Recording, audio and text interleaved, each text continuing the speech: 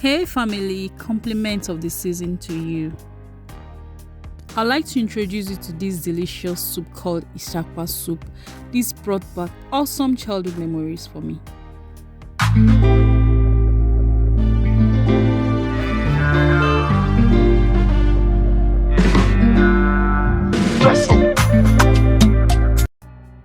Yes, you might have seen this plant before. It looks like Zobo leaves. Yeah, it's in the family of the Zobo leaves, but it's a different kind of species called white sorrel. Okay, white sorrel is used to cook soup in the southwestern part of the country. It's usually associated with events, festival, and the likes. It's very delicious and is a little bit tangy. So let's get cooking, guys.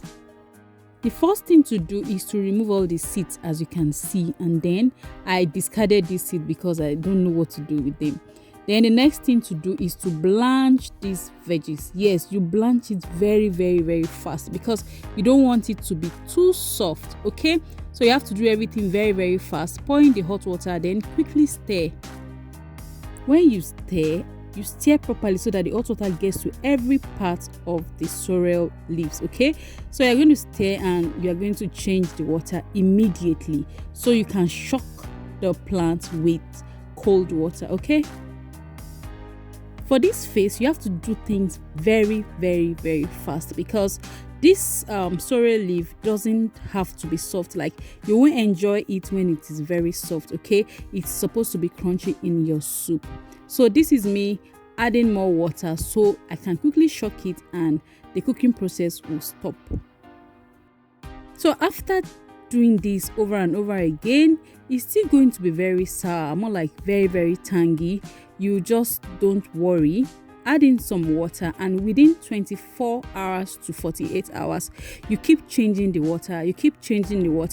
The more you change the water, the more it reduces the tanginess. Okay, so you're going to do this a number of times. In 24 hours, you should change about 4 times. Yeah, about 4 times. I did this in 24 hours and all the tanginess were nowhere to be found again. One more thing I would like to mention is, as you are changing the water, be sure to always taste it. Yes, just put one in your mouth and be sure about the taste before you decide to cook with it. Okay,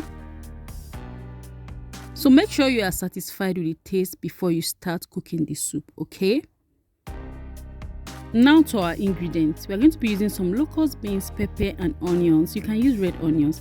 We are going to blend these 3 together because this is the base of this soup. My fish, my smoked catfish here, which is very important in this soup. I have pomo and some goat meat here. Feel free to use any protein of your choice. Me, I prefer this goat meat with skin on. Yes, that is the real deal. Then we are going to be using some crayfish and some whole locust beans. Of course, we are going to use our salt and seasoning cube and our palm oil. This is our star ingredient. Some people call it roselle, some people call it sorrel. Yeah, I think the two works. White sorrel, white roselle, white zobo. Just feel free to call it the name, or you can check up Google, but we'll call it Isapa. This is a very good soup. Okay, so now we are going to blend our 3 ingredients, which is the first 3 ingredients actually. This forms the base of the soup. It makes the soup thick. Okay, and this is the consistency we want. We want it very smooth. Yeah, so put your pan on the heat and add in your meat, your pomo, your fish, your stockfish. Stockfish is very optional in this soup. Add in your locust beans, add in your crayfish and add in the pepper base. Okay, make sure everything is looking good. Okay, add in seasoning powder and your salt, then add in your palm oil. At this point, don't add in water to cook this. First of all, make sure you cook everything in its own juice just for a few minutes before you add water. So just stir properly for everything to get combined. I heard that this soup can actually replace meat in the olden days. Like, you make it without meat just because it has a lot of crunchiness. After a few minutes, it is only proper for us to add more water so all the protein can cook very, very well. So we're just going to add more water and let it cook. After cooking and you are satisfied with the consistency of the soup, it's now time for us to go in with our Isapa. Guys, you don't want this to stay on heat, okay? The residual heat in the base will cook this. So as soon as you add the Isapa, just turn off the heat, okay? Ladies and gentlemen, brothers and sisters, I'm glad to inform you that this soup is ready at this point, okay? It is ready, easy peasy. If you have watched this recipe to this extent, kindly subscribe to my YouTube channel.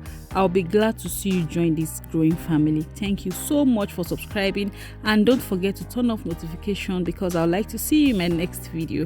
Thank you for everything. You guys, this soup is delicious. It is good. It is something you would like to repeat, I'm very sure. So feel free to let me know if you find the Isapa leaves. Let me know. I'm on Instagram, I'm on Facebook. Feel free to send me a DM. God bless you as always. Bye.